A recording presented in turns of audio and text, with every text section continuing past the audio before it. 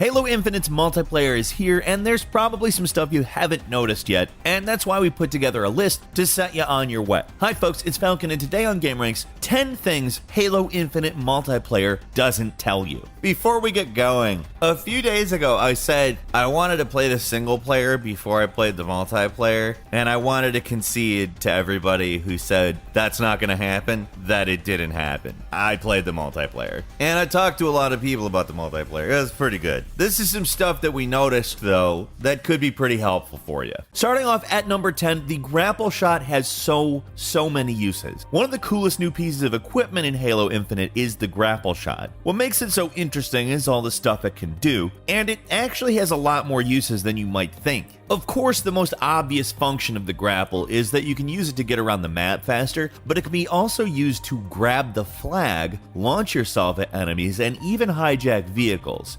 And just to be clear, being able to hijack a vehicle is totally awesome. You can literally turn the entire tide of the battle if you manage to pull it off. And yes, you can do it with flying vehicles. There's also just some pretty wild tricks you can pull off with a properly applied grapple. Probably the funniest is hijacking the vehicle and then driving it off a cliff with all the passengers still in it, then getting out and grappling up to safety. It's not easy to pull off, but man, when you do it, it is a clutch move. You feel awesome. And if you're just playing to kill people, getting the grapple shot and an energy sword is a really powerful combo. Just grapple onto enemies and you can just essentially delete them. The grapple shot is maybe the most versatile piece of equipment in Halo Infinite, so learning where these things spawn and grabbing them as soon as you can is both really useful and a lot of fun. So regardless of what angle you're coming at, they're worth hunting down.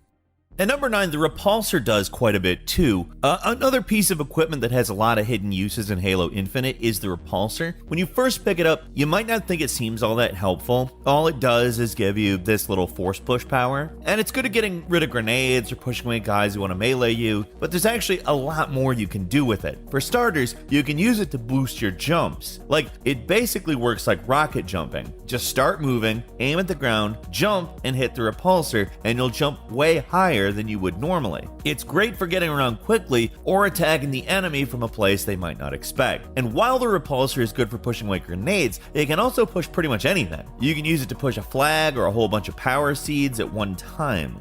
Normally on stockpile, you're forced to slowly collect power seeds one by one or try to daisy chain them back to your base by throwing them at teammates. But if you've got a repulsor and a coordinated team, you can just take all of the power seeds at one time. The repulsor is actually also great for shoving vehicles around. Probably not a situation that comes up super often, but if a vehicle's trying to run you over near a cliff, then a boss move is to just jump or sidestep out of the way and repulsor blast it into the bottomless pit below. Honestly, it's easier to pull off than it sounds, and it really sends vehicles flying.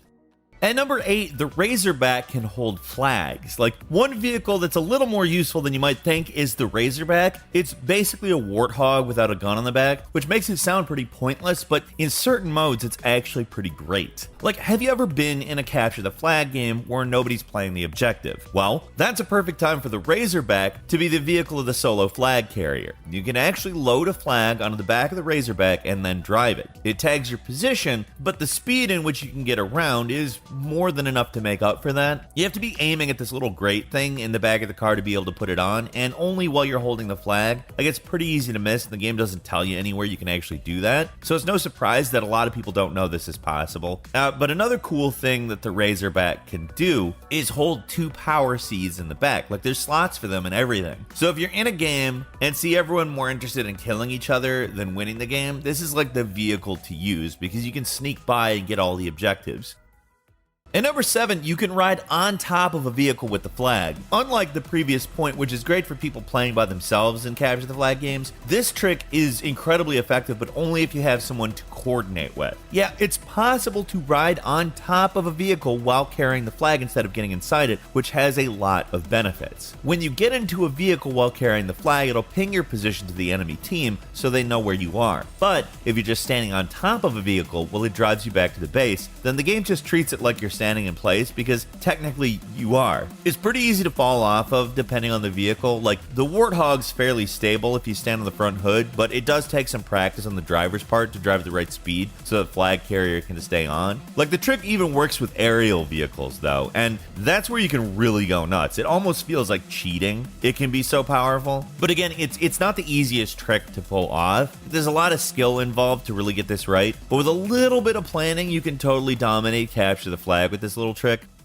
At number 6, it doesn't matter where you shoot to take down shields. This is more of a general tip, but it's important to keep in mind that shooting people in Halo multiplayer is a little different compared to other games. One of the most notable differences compared to something like Call of Duty is that for the most part it doesn't matter where you shoot someone, at least while they have a shield up. Once it's down, going for a headshot's important, but before then, it generally doesn't matter where you're aiming. That means you want to aim for the center of the mast while a shield is up, and then go for a headshot once the shield is down. You don't always want to be doing less damage overall to the shield because, you know, the head is a smaller target. That's why you want to aim for the body when an enemy has their shields, because you're landing more shots that way. For a lot of us, we just want to aim at the head at all times, but it's really better to wait until after the shield breaks. It takes a while to get used to the timing, but eventually you will get it.